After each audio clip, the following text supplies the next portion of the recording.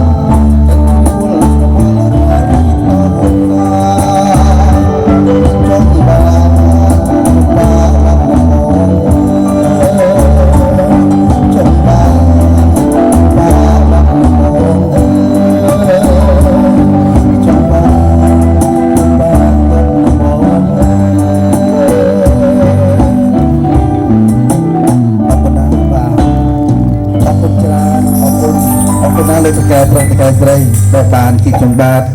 មកក្នុងវត្តមានក្នុងថ្ងៃនេះសូមជូនពរប្រតិកែស្រីនឹងឯកឧត្តមលោកអង្គញាលគន្ទាទាំងអស់ជួបតែសេចក្តីសុខនិងចម្រើនពុទ្ធទទួលទានមានបានហើយខ្ញុំថ្ងៃនេះផងដែរពេលនេះក៏ដល់ពេលវេលាដែលខ្ញុំមកត្រូវត្រឡប់ទៅភ្នំពេញដែរដោយសារតែបន្តនៅកម្មវិធីនៅភ្នំពេញមួយដងកន្លែងទៀតបាទសូមអរគុណសូមជូនពរជួបតែសេចក្តីសុខសូមឲ្យប្រទេសកម្ពុជាយើងជួបតែសេចក្តីសុខសេចក្តីចម្រើនបងប្អូនយើងទាំងអស់គ្នាត្រូវតែចេះស្រឡាញ់គ្នារហូតកុំឲ្យបែកបាក់សាមគ្គីគ្នាឡើយខ្មែរទៅចេះស្រឡាញ់ខ្មែរគឺសូមអរគុណសូមគោរពលាបាទអរគុណបាទបងប្រុសបាទអរគុណបាទហើយជូនពរបាទបងប្រុសបាទធ្វើម៉ែត្រឡប់ទៅបាទទីក្រុងភ្នំពេញបាទសូមឲ្យសុខសុវត្ថិភាពបាទទាំងអស់គ្នាបាទអរគុណដល់ជូនពរបងប្អូនលោកពូភ្លេងទាំងអស់គ្នាជួបតែសំណាងល្អផងដែរបាទសូមអរគុណបាទអរគុណបាទថ្ងៃនេះបាទកិត្តិយសណាស់បាទសម្រាប់វត្តមានបងប្រុសដែលបានចូលរួមបាទជាមួយនឹងកម្មវិធីបាទសម្ពោធបាទផ្សារបាទផលិតផលខ្មែរភូមិមួយផលិតផលមួយនៅក្នុងរាត្រីនេះផងដែរបាទអរគុណជាមួយនឹងបទចម្រៀងពីបទបាទរបស់បងប្រុសហើយក៏សូមបាទផ្ញើជូនបទចម្រៀងបាទទៅដល់ត្រង់អាយដាមលោកជំទាវបាទគណៈរដ្ឋពូដែលបានអញ្ជើញជូនបាទភ្ញៀវកិត្តិយសរបស់ដែលបានចូលរួមនៅកម្មវិធីក្នុងរាត្រីនេះជាពិសេសផ្ញើជូនបាទអាជីវករទាំងអស់បាទនៅក្នុងផ្សាររាត្រីផ្សារបាទផលិតផលខ្មែរភូមិមួយផលិតផលមួយទាំងអស់គ្នាសូមឲ្យជោគជ័យហេងបាទចាប់ពីថ្ងៃបាទបានសម្ពោធកម្មវិធីនេះដល់ទៅផងដែរបាទអរគុណបាទហើយបងវាយអារម្មណ៍ជួបជាមួយនឹងបាទរំដាល់កូនខ្មែរទាំងអស់គ្នាបាទបន្តិចទៀតយើងជួបគ្នាជាមួយនឹងក្រុមប្រជិបបន្តដែរបាទ